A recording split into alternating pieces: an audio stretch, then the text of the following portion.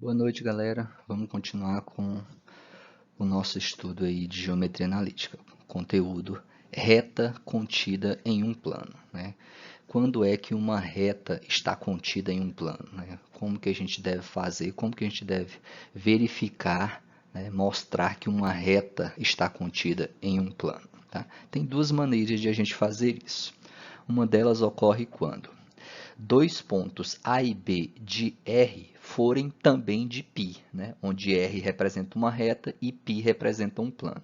Então, dado uma reta R, se você conseguir mostrar que dois pontos dessa reta R também pertencem a um plano, então toda a reta está contida naquele plano.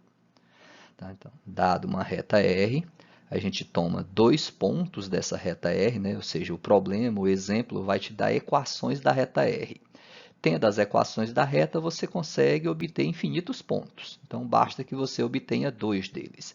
Então, obtendo dois pontos dessa reta, verifica se esses dois pontos também pertencem a um plano π. Se esses dois pontos da reta R também pertencem ao plano π, então todos os pontos de R obrigatoriamente também pertencem a π. Logo, a reta estará contida no plano π. Ok? Essa é uma das formas. Ou, a outra maneira é, ao calcular o produto escalar entre V e N, e esse produto escalar der zero, né? Ou seja, se esses dois vetores aqui forem ortogonais, né? O produto escalar entre dois vetores é igual a zero se somente se esses dois vetores são ortogonais. Então, se o vetor diretor da reta e o vetor normal ao plano, se o produto entre esses vetores der zero, então significa que esses dois vetores são ortogonais.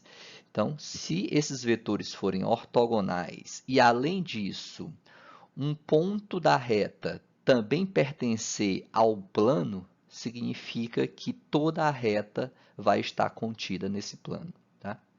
Então, a ideia é, você toma o vetor diretor da reta e um vetor normal ao plano e calcula o produto escalar entre eles dois. Se der zero, isso está mostrando que esses dois vetores serão ortogonais. Então, se esses dois vetores são ortogonais, significa que a reta é paralela a esse plano. Então, se a reta é paralela ao plano, agora falta você verificar se tem algum ponto da reta que pertence ao plano. Então, você toma lá um ponto A qualquer da reta e verifica se ele também pertence ao plano. Se ele também pertencer ao plano, então toda a reta vai estar contida no plano. Tá?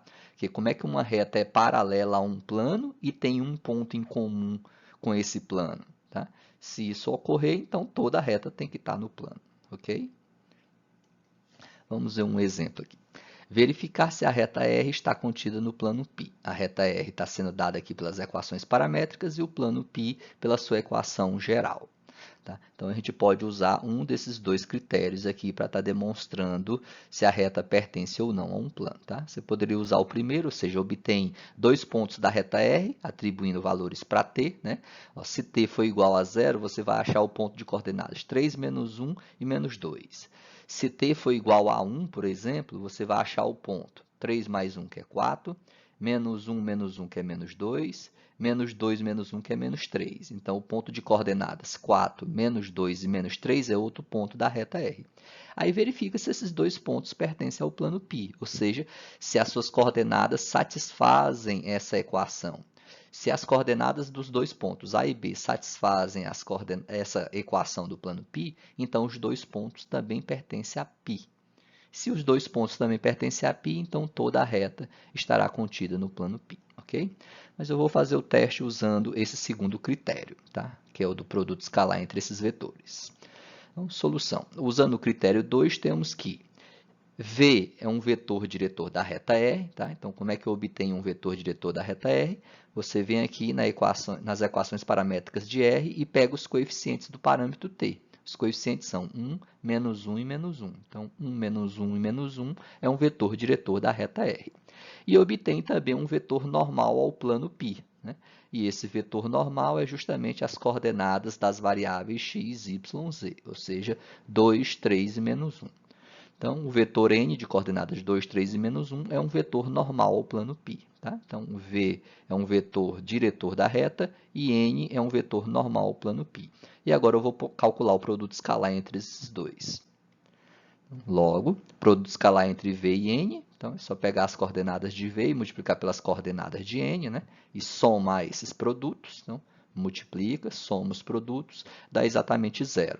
Isso significa que o vetor V é ortogonal ao vetor N. Se o vetor V é ortogonal ao vetor N, então significa que a reta R é paralela a esse plano π. Tá? Então, a reta R é paralela a esse plano π. Agora, a gente só precisa mostrar se tem algum ponto da reta R que também pertence ao plano π. Se tiver, então toda a reta estará contida. Seja A um ponto de coordenadas 3, menos 1 e menos 2, pertencente a R, né? Como é que eu achei esse ponto A da reta R? Eu venho aqui na reta R e atribuo o valor real para T. Nesse caso aqui, eu atribuí o valor zero. Então, se t for igual a zero, eu vou achar o ponto 3, menos 1 e menos 2. Né? É o ponto mais direto que a gente consegue obter. Mas se você atribuir qualquer outro valor real para os t's aqui, você vai sempre resolver essas continhas, você vai achar o x, o y e o z, ou seja, as coordenadas de um ponto da reta R. Tá? Eu peguei o mais básico deles. Então, seja A um ponto da reta R, substituindo as coordenadas de A na equação do plano π, nessa equação aqui, né, que é para ver se esse ponto também pertence ao plano. Você vai substituir essas coordenadas 3, menos 1 e menos 2 aqui no lugar de x, y, z e ver se essa equação se transforma numa sentença matemática verdadeira. Então, lá 2 vezes x, no lugar de x eu boto 3, mais 3 vezes y, então, mais 3 vezes y, no lugar de y eu boto menos 1, menos z, menos no valor de z eu coloco menos 2, seguindo a equação menos 5 igual a zero. E resolvo essa continha aqui do lado esquerdo. Tá? Então, vai ficar, aqui vai dar 8 menos 8, né, que dá igual a zero, ou seja, zero igual a zero, que é uma sentença matemática verdadeira. Né? Se você tivesse achado, por exemplo, menos 1 igual a zero, né, quaisquer números diferentes aqui do lado do outro, seria uma sentença falsa. Isso significaria que o ponto A não iria pertencer ao plano π. Tá? Mas como a gente obteve uma sentença matemática verdadeira, então significa que o ponto A pertence sim ao plano π. Tá? Então, mostramos que esses dois vetores aqui são ortogonais, logo a reta é paralela ao plano, e tem um ponto da reta que também pertence ao plano. Então, toda a reta estará contida no plano. Né? Portanto, R está contida no plano π. Ok?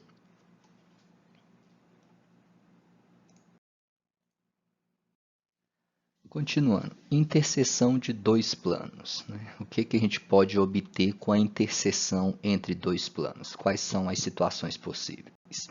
A interseção entre dois planos pode ser vazia, quando esses dois planos são paralelos e não coincidentes. Né? Então, ou seja, dados dois planos paralelos e não coincidentes, sem ponto em comum, então significa que essa interseção entre eles é vazia, ou seja, não há interseção entre os planos. Toda vez que não houver, a gente diz que esses planos são paralelos e não coincidentes. É a seguinte situação aqui. Né? Dados dois planos, ambos na horizontal aqui. Lembrem que planos se estendem infinitamente nas suas direções. Tá? O desenho de um plano não é só esse paralelogramo. Esse paralelogramo aqui só é um esboço, só é uma parte, um pedaço do plano. O plano se estende infinitamente para a direita, para a esquerda, para trás e para frente, assim como esse de baixo aqui. Mas por mais que eles se estendam, um não vai tocar o outro. Então, quando isso acontecer, a gente diz que esses dois planos que esses planos são paralelos, tá? E não coincidentes, porque não tem ponto em comum. E na verdade há dois tipos de paralelismo entre planos. Quando dois planos são paralelos, eles podem ser não coincidentes e eles podem se tratar do mesmo plano, que é o caso em que um pode estar dentro do outro, que é, na verdade, o caso em que um plano vai ser exatamente o outro. Vai se tratar de um único plano. Aí, nesse caso, a gente diz que os planos são paralelos e coincidentes, ou simplesmente coincidentes. Tá? Ao dizer que dois planos são coincidentes, a gente está afirmando que eles são iguais. Logo, eles também são considerados paralelos. Tá? Tá, e quando é que a gente vai conseguir mostrar esse tipo de situação a partir das equações de dois planos? Né? Dadas as equações de dois planos, como que a gente verifica se eles são paralelos ou não? Né? Então, você toma os vetores normais aos dois planos, então pega o vetor normal a um plano e pega um vetor normal ao outro, tá? E verifica se esses dois vetores são paralelos. Tá? Porque se os planos são paralelos, os vetores normais também serão paralelos. E além disso, você toma um ponto de um plano e verifica, né, mostra que esse ponto não pertence ao outro, né? Então, se os dois vetores normais aos planos são paralelos um ao outro, e se um ponto de um plano não pertence ao outro, então esses dois planos são paralelos e não coincidentes, tá? Então, toda vez que os vetores normais forem paralelos e ao tomar um ponto de um plano você mostrar que o ponto não pertence ao outro, então você pode concluir que a interseção entre esses dois planos é vazia, porque o posicionamento deles é paralelo, não coincidente, ok?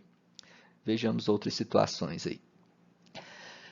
A interseção entre dois planos também pode ser uma reta. Nesse caso, a gente afirma que os planos são secantes, tá? Um intersecta o outro formando uma reta nessa interseção. Um corta o outro mediante uma reta. Seria a seguinte situação aqui. Dado o plano π1 e o plano π2, estão se intersectando mediante essa reta R. Então, nesse caso, a gente fala que a posição entre esses dois planos é a posição secante. Um é secante ao outro, um intersecta o outro mediante uma reta. E como que a gente vai conseguir comprovar essa situação a partir das equações desses planos, né? O que a gente deve fazer? Você toma os vetores normais a esses dois planos e verifica se eles são não paralelos. Ou seja, se um vetor, se o n1, que é o vetor normal plano π1, e o n2, que é o vetor normal plano π2, se eles não são paralelos, ou seja, se um não é múltiplo do outro, então significa que esses planos vão intersectar um ao outro, tá? Porque a única forma de um plano não tocar o outro é quando eles são paralelos e não coincidentes. E para eles serem paralelos, os vetores normais têm que ser paralelos. Então, se esses dois vetores normais não forem paralelos, então esses planos não são paralelos. Logo, eles serão secantes. Um vai intersectar o outro. E se eles se intersectam, isso é sempre mediante uma reta. Não tem como um plano intersectar um outro plano só por um ponto, por exemplo. Não. A única forma dessa interseção é mediante toda uma reta. Então, a interseção entre π1 e π2 será a reta R toda vez que os vetores normais desses planos forem não paralelos, ou seja, um não for múltiplo do outro. Terceira situação, terceiro caso possível, é que a interseção entre dois planos também pode ser o próprio plano, ou seja, quando se trata de planos coincidentes, quando são dois planos iguais, né? Quando se trata do mesmo plano, mas às vezes apresentado com equações distintas, equações diferentes. Seria essa situação aqui, gráfico, né? Suponho que eu tenho um plano π1 e aqui internamente a ele um plano π2. Internamente, mas é só um modo de dizer, tá? Porque lembra que plano se estende infinitamente em ambas as direções. O que o problema pode aparecer é duas equações aparentemente diferentes, mas que no final das contas vai representar o mesmo plano, tá? Então, se eles representar o mesmo plano, significa que a interseção entre esses planos é o próprio plano. Tá? Então, a gente afirma que esses planos são coincidentes, que esses planos são iguais. E como que a gente faz para verificar essa posição, essa situação? Tá? Você toma um vetor normal de um deles, o plano π1, um vetor normal, o plano π2, e verifica que esses dois vetores são paralelos. Tá? Esses dois vetores vão ser paralelos e, além disso, você vai ter que tomar um ponto de um plano e mostrar que esse ponto também pertence ao outro. Né? Porque se um plano é coincidente com o outro, então todos os pontos dele também pertencem ao outro, assim como todos os pontos do outro pertencem a ele. Né? São planos iguais, ok? Então, toda vez que os vetores normais forem paralelos e você conseguir pegar um ponto de um plano e mostrar que esse ponto também pertence ao outro, então a interseção entre esses dois planos será o próprio plano. Ou seja, os planos serão planos coincidentes, ou seja, serão planos iguais. Ok? Vejamos um exemplo aí para aplicar esses nossos conceitos. Determinar a interseção entre os planos π1 e π2, ambos dados pela equação geral. Tá? Tem a equação geral do plano π1 e aqui a equação geral do plano π2. Lembrando que se forem dados outros tipos de equações, a gente sempre consegue transformar em equação geral, né? Das outras equações a gente consegue chegar na equação geral e utilizar o método que a gente vai fazer aqui. Ok? Solução. Sejam os vetores N1 normal a π1. Então, como que se obtém um vetor normal plano π1? É só tomar os coeficientes de x, y, z. Ou seja, 5 menos 1 e 1 é as coordenadas de um vetor normal plano π1. E toma-se um vetor normal ao plano π2 também.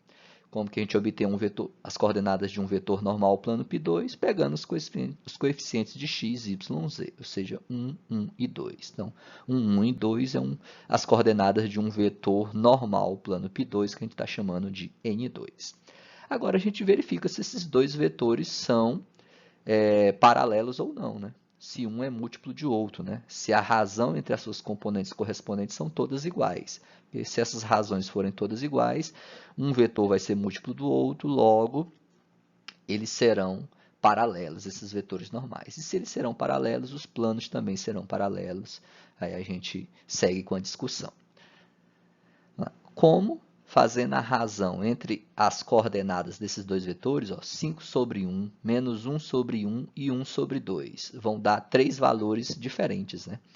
Para que esses dois vetores sejam paralelos, múltiplos um do outro, essas 3 razões deveriam dar iguais. Se pelo menos uma delas der diferente, eles já não são paralelos, eles já não são múltiplos um do outro. E aqui, na verdade, nenhuma das razões deu iguais, né? Essa primeira razão é 5, essa segunda razão é menos 1 e essa segunda razão é 1 meio, né? 0,5. Então, são 3 razões iguais. Ou seja, com isso, a gente pode afirmar que N1 não é paralela a N2. Logo, π1 não é paralela a π2. Os dois planos não são paralelos. Se eles não são paralelos, então, um vai intersectar o outro mediante uma reta, né? Ou seja, esses planos são secantes. A interseção entre esses dois planos é uma reta. Tá. Mas qual reta é essa, né? Então, a gente tem que obter algum tipo de equação para essa reta, que representa a interseção entre esses dois planos. Nesse caso aqui, o que a gente vai fazer? Para obter equações reduzidas dessa reta R, basta resolver o sistema formado pelas equações de π1 e π2. Ou seja, é só trabalhar com um sisteminha justamente com a equação geral do plano π1 e a equação geral do plano π2. Tá? Então, ao resolver esse sistema aqui, a gente vai achar justamente equações reduzidas da nossa reta R, né? Na variável que a gente quiser aqui. Pode colocar equações reduzidas na variável x, na variável y, na variável z. Vai depender de qual variável você queira colocar, qual variável você queira eliminar aqui. Tá? Por exemplo, se você quisesse eliminar a variável x, você multiplicava essa equação de baixo por menos 5. Se você quer eliminar isso, depois somava as duas equações. Né? Se você quer eliminar a variável y, basta somar aqui, né? Porque uma já está ao simétrico da outra. Quando você somar as duas equações, já vai eliminar a variável y. Agora, se você quisesse eliminar a variável z, primeiro você tinha que multiplicar essa primeira equação aqui por menos 2, que aqui ficaria menos 2z somado com 2z e iria eliminar a variável z. Sobraria só x e y. Então, sempre tem como a gente colocar essas variáveis em função de uma terceira. Tá? Eu vou simplesmente somar essas duas para eliminar o y aqui, que eu acho que está de uma forma mais direta. Né? Então, somando essas duas equações, vamos obter 5x mais x dá 6x, os y vão se anular, z mais 2z dá 3z, menos 5 mais o menos 7 dá menos 12, igual a 0 mais 0, que dá 0. Tá? Então, essa aqui já é uma equação em que uma das equações que vai formar o sisteminha lá de equações reduzidas da reta R. Então, você tem que pegar uma dessas variáveis e colocar em função da outra. Né? Ou coloca x em função de z, ou coloca z em função de x. Primeiramente, dá para simplificar essa equação, né? Dividir toda ela por 3. Então, vai ficar, se eu dividir toda essa equação por 3, vai ficar 2x mais z menos 4 igual a 0. Passa o menos 4 para o outro lado, já fica 4 positivo. Aqui você pode isolar o x no primeiro membro ou o z. Eu estou optando por isolar o z e vou passar o x para o outro lado. Fazendo isso, eu estou escrevendo o z em função de x. Agora você vem em uma dessas duas equações aqui, ó, tanto faz qualquer uma das duas, e substitui esse resultado obtido aqui. Ó. Substitui a variável z por 4 menos 2x. Tá? Porque aqui você colocou o z em função de x. Quando você fizer a substituição em uma dessas duas equações, agora você vai colocar o y em função de x. Okay? Então, substituindo esse último resultado na equação de π1, que é essa primeira equação, mas eu também poderia substituir na segunda, fica a critério de vocês, tá? Que é a equação de π2. Então, qualquer uma que você substituir, o resultado vai dar o mesmo. Tá? Então, substituindo na equação de π1, teremos 5x menos y mais z, aí no lugar do z eu coloco 4 menos 2x, tá aqui, ó, 4 menos 2x, menos 5 igual a zero. 5x menos 2x vai ficar 3x, menos y, 4 menos 5 vai dar menos 1, passando menos 1 para o outro lado fica 1 positivo. E como eu coloquei z em função de x, então agora eu vou colocar y em função de x. Então, isola y em um dos lados, passa o restante para o outro lado, vai dar essa equação. E essas duas equações vão dar justamente as equações reduzidas da reta R, né? Portanto, a interseção entre π1 e π2 é uma reta R, cujas equações reduzidas são essas. Y igual a menos 1 mais 3x, z igual a 4 menos 2x. Né? Se você quer obter pontos dessa reta R, basta atribuir valor para x aqui. Né? E isso aqui é justamente equações reduzidas da reta R na variável x, porque foi tomado y em função de x e z também em função de x. Ok? Continuando, interseção de reta com plano. Né? O que a gente pode obter, quais são os casos possíveis na interseção entre uma reta e um plano lá no R3, lá no espaço tridimensional. Então, a interseção entre reta e plano pode ser vazia, né? Nesse caso a reta vai ser paralela ao plano π e essa reta R não estará contida no plano π, né? Ou seja, porque paralelismo entre reta e plano, pessoal, a reta pode estar contida no plano e pode estar completamente fora do plano. Ambos os casos é um caso de paralelismo. Então, para que a interseção seja vazia, você tem que mostrar que a reta é paralela ao plano e que essa reta não está contida no plano. A gente poderia ter a seguinte situação, né? Dado uma reta R e o plano π, para que a reta R seja paralela ao plano π, o que deve ser feito, né? Você tem que tomar os vetores, o vetor diretor da reta e o vetor normal ao plano e mostrar que o produto escalar entre eles é zero, né? Porque nessa situação, o vetor diretor da reta e o vetor normal ao plano serão ortogonais. Se eles são ortogonais, o produto escalar é igual a zero, certo?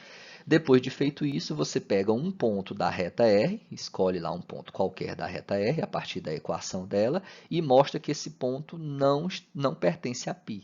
Se esse ponto da reta R não pertence a π e esses vetores aqui são ortogonais, então a reta é paralela ao plano e não está contida nele. Logo, a interseção entre a reta e o plano será vazia. Ok? Então, para mostrar que o vetor V é ortogonal ao vetor N, né, o vetor diretor da reta é ortogonal ao vetor normal ao plano, basta calcular o produto escalar entre esses dois vetores e verificar se ele dá zero. Se dá zero, esses vetores são ortogonais, então a reta é paralela ao plano. Agora, para mostrar que a reta não está contida no plano, você ainda tem que tomar um ponto da reta e mostrar que esse ponto não pertence ao plano. Com isso, a interseção entre R e π será vazia. Ok? Ou vejamos outras situações possíveis. Segundo caso, a interseção entre reta e plano pode ser um ponto. Nesse caso, a gente diz que a reta R é secante ao plano π. Tá? Então, quando a interseção entre uma reta e um plano for um ponto, a gente diz que a reta R é secante ao plano π. Seria esse caso aqui, né? Como é que a gente deve, o que a gente deve fazer para estar comprovando que a interseção entre uma reta R é apenas um ponto com um plano π? Né? Para isso, a gente tem que mostrar que a reta R é secante ao plano π, ou seja, que a reta R perfura esse plano π em um determinado ponto. Como que a gente deve fazer isso? Né? Então, dado uma reta aqui, ela está furando o plano, tá? E a gente está furando mediante um ponto aqui que a gente está chamando de ponto I. Esse ponto I é justamente a interseção entre a reta R e o plano π.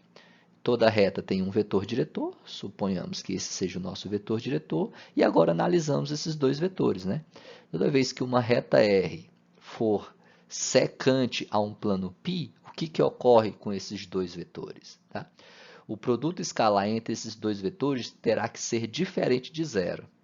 Toda vez que o produto escalar entre esses dois vetores for diferente de zero, significa que esses dois vetores não são ortogonais. Né?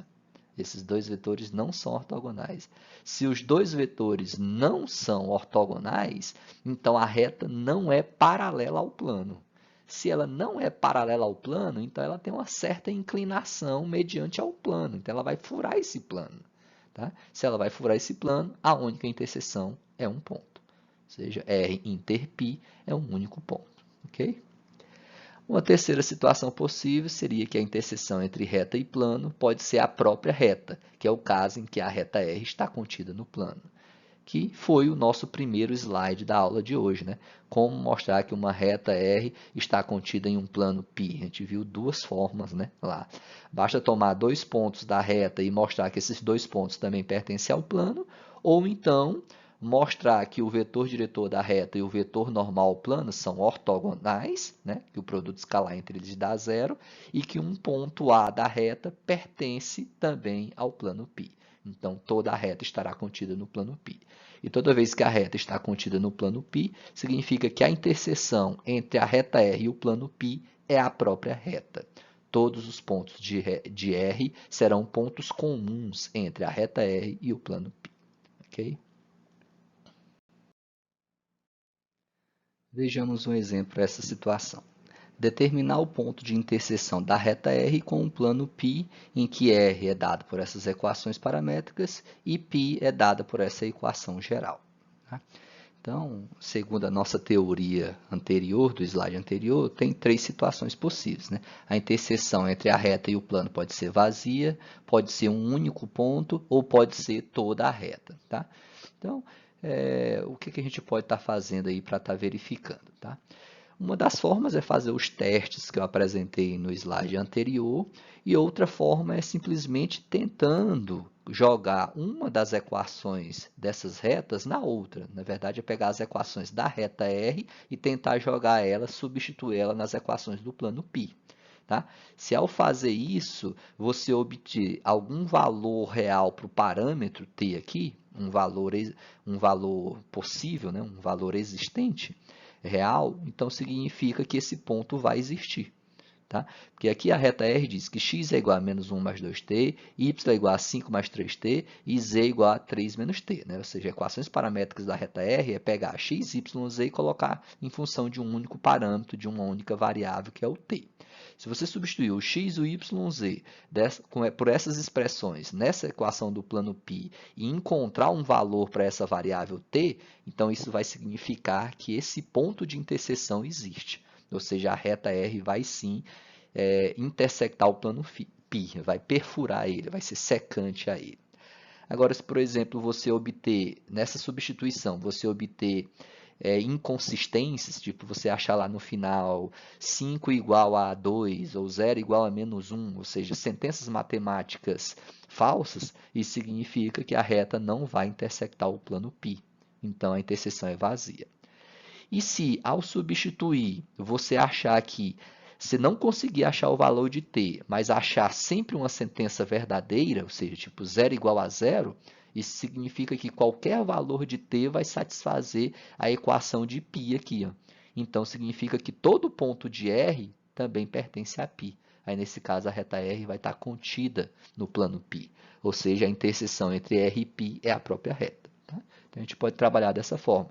Pegar as equações da reta R e tentar introduzir elas aqui na equação do plano π.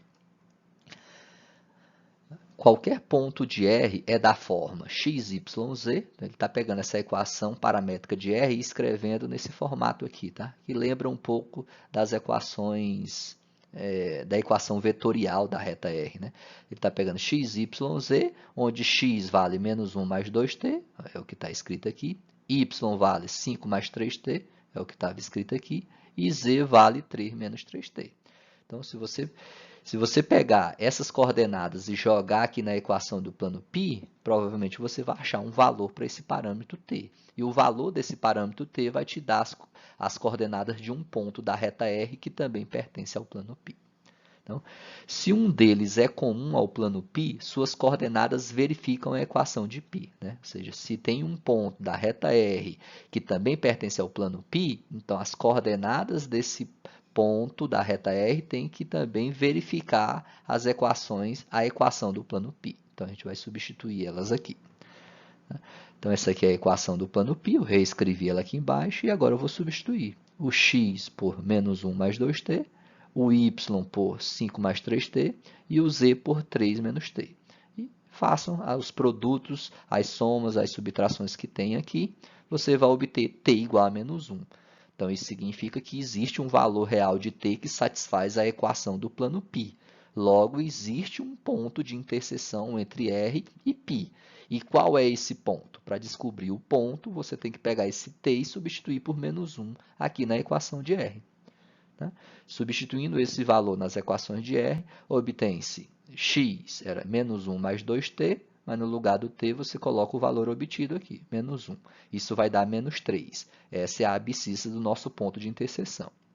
Já na equação de y, essa segunda equação, substituindo o t por menos 1, você vai achar 2. Ou seja, 2 é a ordenada do nosso ponto de interseção. E nessa terceira equação, substituindo o t também por menos 1, a gente vai achar o valor 4, ou seja, essa é a cota do nosso ponto de interseção. Logo, a interseção entre R e π é o ponto de coordenadas menos 3, 2 e 4. Ok? R inter π é o ponto I de interseção menos 3, 2 e 4. Tá? Então, toda vez que você conseguir obter um valor real para a variável t aqui, para o parâmetro t, significa que esse valor satisfaz a equação do plano π, assim como também satisfaz a equação de R. Logo, é um ponto comum entre R e π. Tá? Agora, se a gente tivesse obtido uma sentença matemática falsa aqui, tipo, se os t todos se anulassem aqui, e aqui sobrasse dois números reais, tipo, menos 1 igual a 0, seria uma sentença matemática falsa, e o que você poderia concluir com isso? Que a interseção entre R e π seria vazia. Tá? Não existiria nenhum valor de t que satisfaz a equação de π. Logo, não existe nenhum ponto de R que também pertence a π. Agora, se você tivesse feito suas contas aqui, esses t tivessem tudo se anulado, mas você tivesse obtido uma sentença matemática verdadeira, tipo 0 igual a 0, significa que qualquer valor de t satisfaria a equação de π.